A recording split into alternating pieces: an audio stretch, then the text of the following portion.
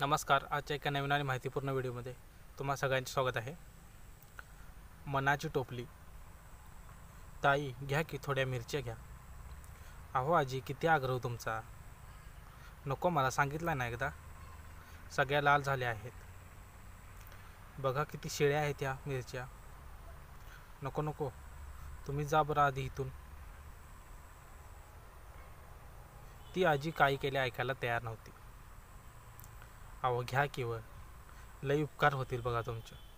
तिला कंटाळून बरं द्या 10 रुपयांच्या. म्हातारी भलतीच सुखावली. तिने लगबगीने वजन केले आणि मानवीला ढोबळी मिरची दिली. मानवीने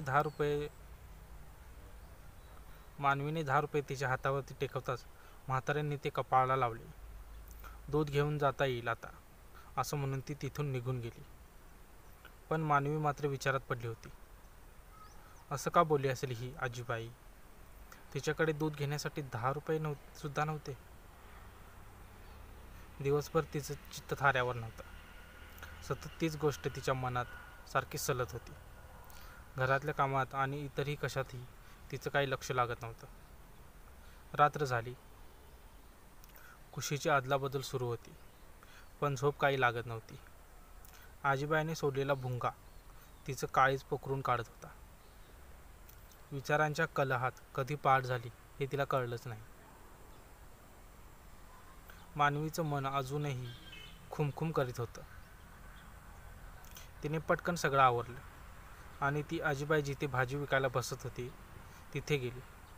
आजी नेहमी तिथे बसायची, पण काल रात्री मात्र ती टोपली दारोदारी घेऊन फिरत होती.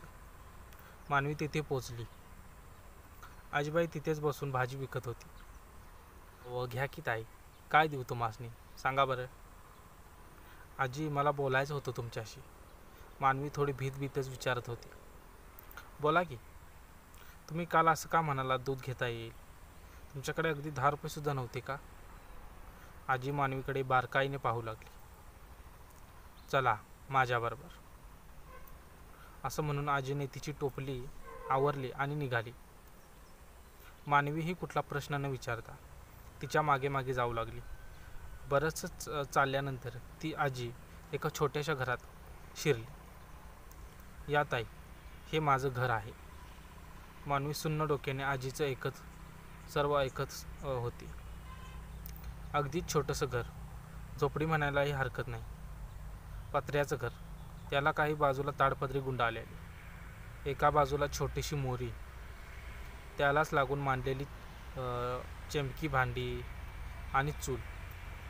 एका बाजूला एक सिंगल खाट. त्यावर झोपलेली एक मुलगी आणि तिचं लहानगर लेकरू. हे सगळं पाहून मानवी अजूनच बिथरली. माझी लेक आहे. बाळंतीण आहे 4 महिन्याची. मानवी नजर आजीच्या मुलीकडे स्तब्ध झाली. मानवीची नजर आजीच्या मुलीकडे स्तब्ध झाली. आहो बसा ना असं म्हणत आजीने पाठ पुढे सरकवला. मानवी खाली बसली. चांगलं चुंगलं खायला नाही, पण पोरीचं दूध गेले. पोराला बाहेरचं दूध लागतंय. मग तिला तिच्या सासरी जाऊ द्या ना. तिथं बाळ बाळंतीण दोघांचीही काळजी घेतली जाईल. नवऱ्याने टाकलं आहे तिला असं आजी रडक्या स्वरात म्हणाली. मानवीचं वाक्य तोडत म्हातारी दबक्या आवाजात म्हणाली. आता मात्र मानवीच्या पायाखालची जमीनच सरकली. तिनं आ वासून आजीच्या तोंडाकडे बघत होती. लई भांडण व्हायची बघा. लई मारायचा मेला पोरीला. दिवस राहिलं होतं तरी प्यायचा आणि मारायचा. एक दिवस गेले आणि घेऊनच आले इकडं. काय करता. लेख आहे. नाही राहिला बघा जीव. माझ्याकडे तरी काय आहे, पण तसंच शिळपाकं घालीन म्हटलं खायला. त्या मुडद्याचा मार तर नाही लागणार खायला रोज रोज, म्हणून आले घेऊन. मानवीला काय बोलावं काहीच कळत नव्हतं. ती फक्त आजीबाईचं बोलणं ऐकत होती. इतक्या दिवसात पहिल्यांदा कोणीतरी विचारलं. लई बरं वाटलं बघा, म्हणून चला म्हणलं घरला. मानवीच्या डोळ्यातून पाणी वाहत होतं. तिला कसलीच ती शुद्ध राहिली नव्हती. थोड्या वेळाने स्वतःला सावरत तिने तिच्या पाकिटातून 2000 रुपयांची नोट काढली आणि म्हातारी समोर धरली. आजी थोडीशी हसत, 2 दिवस झालं कोणी बी भाजी घेतली नाही ताई. घरात होते ते बी पैसे संपले होते. भीक मागितली असती तरी बी पोटापुरतं मिळालं असते की. पण मान इकून शान कमवण्या इतकी कमवणाऱ्यातली नाही ही म्हातारी. मानवीचा पैशाचा हात आपोआप खाली आला.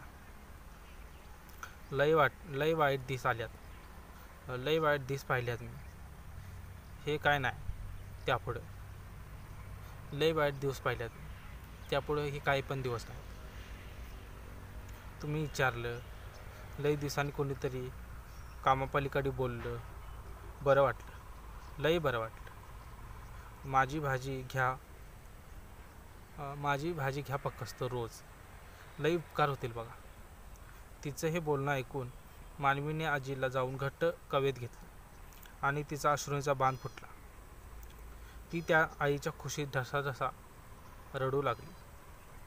थोड्या वेळाने मानवी स्वतःला सावरत त्या मायेच्या विळख्यातून बाहेर आली आणि काहीही न बोलता तिथून ती निघून गेली. तर मित्रांनो, आजची आजीबाईची स्टोरी तुम्हाला कशी वाटली ते कमेंट करून नक्की सांगा आणि अशाच प्रकारचे व्हिडिओज बघण्यासाठी तुम्ही आपल्या या चॅनेलला नक्की सबस्क्राईब करा. धन्यवाद.